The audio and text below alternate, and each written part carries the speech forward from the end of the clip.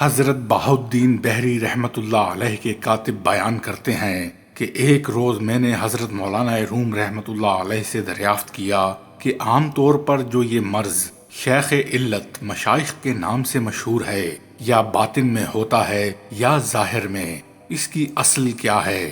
مولانا روم نے فرمایا، خدا کی پناہ، درویشوں کو ایسی بیماری سے کیا واسطہ؟ البتہ جن میں باطنی جرت اور ظاہری بے باکی بڑھ جاتی ہے اور وہ طریقت سے مردود ہو جاتے ہیں، وہ ضرور اس مرض میں مبتلا ہو جاتے ہیں۔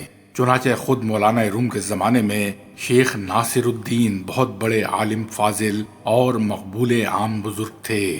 ان کے بہت سے مرید بھی تھے۔ شیخ صدر الدین ان سے مقابلہ کرتا تھا۔ ایک روز مولانا صاحب اس کی خانقاہ کی طرف سے گزرے۔ وہ اپنے مریدوں کے ہمراہ عمارت میں بیٹھا تھا۔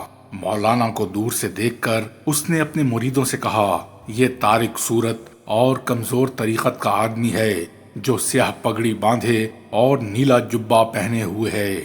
میری سمجھ میں نہیں آتا کہ اس شخص کی کون سی طریقت ہے اور کیا عادت ہے اور کہاں سے خرقہ خلافت پایا ہے۔ میرا گمان ہے کہ اس میں نور نہیں ہے۔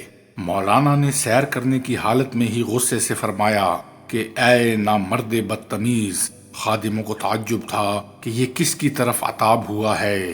مولانا کے اس فرمان کا شیخ ناصر الدین پر یہ اثر ہوا کہ اس نے ایک آہ بھری اور گر گیا۔ اس کے مرید دوڑے اور حالت دریافت کی۔ اس نے کہا کہ افسوس، مولانا کی خدمت میں نے بے ادبی کی اور انہوں نے میرے ایک زخم لگا دیا۔ میں دراصل ان کی ولایت کے رتبے سے بے خبر تھا۔ جو کچھ میں نے یہاں زبان سے نکالا غیب کے فرشتوں نے ان کے کان تک پہنچا دیا اور میرا حال دیگرگوں ہو گیا۔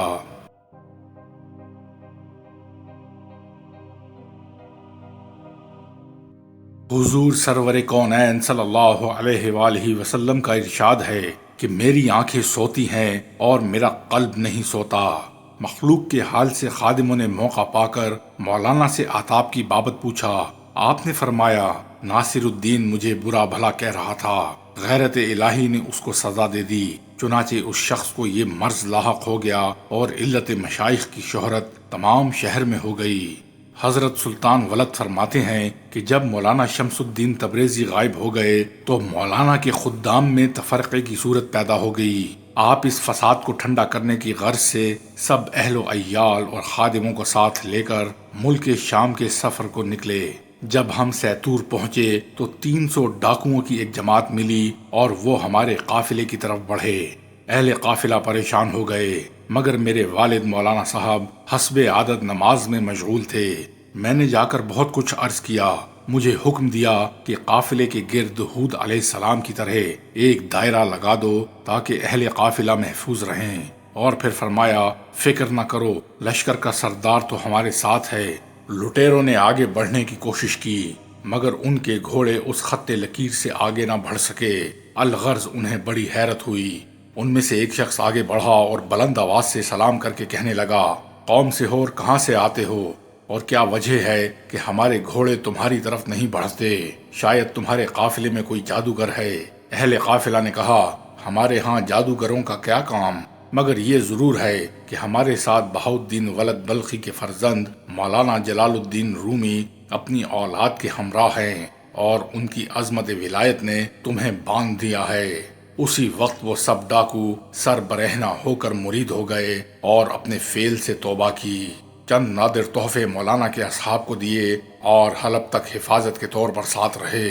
وہاں سے اجازت لے کر اپنے اپنے گھروں کو لوٹ گئے۔ جس کسی کا مددگار اللہ تعالیٰ ہے وہ ہر طرح کی بلاؤں سے محفوظ ہوتا ہے۔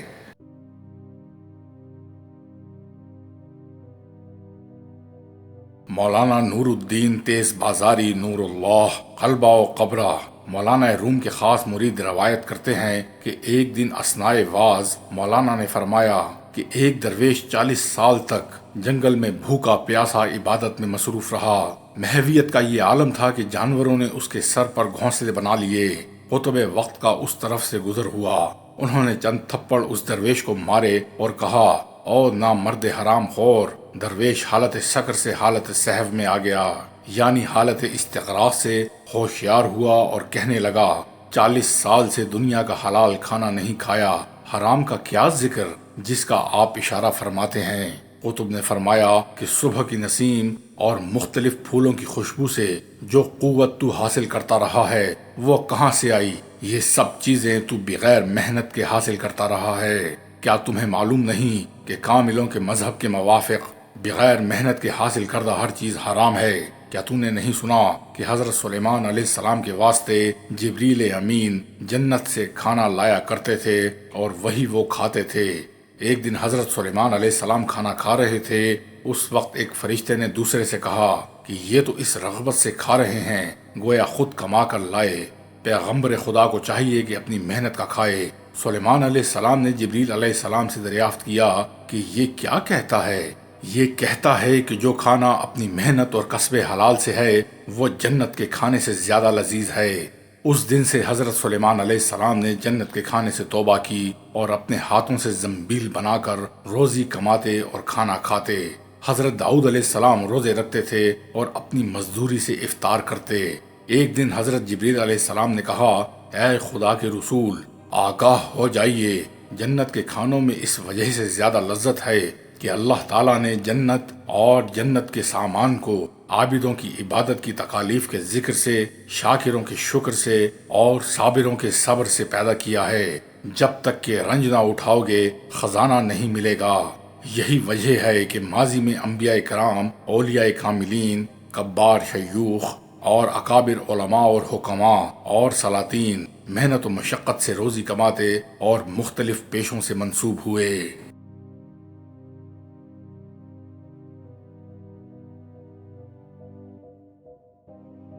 خواجہ مجد الدین دولت مند اور بڑے صاحب خیر تھے اور مولانا پر بہت کچھ نچھاور کیا کرتے تھے، یہاں تک کہ مولانا کے لیے 2-3 صندوق کپڑوں سے بھرے ہر وقت تیار رکھتے تھے، جس میں پگڑیاں، شاش ہندی، عمدہ قبائیں اور قیمتی لباس، جوڑے اور موزے شامل ہوتے۔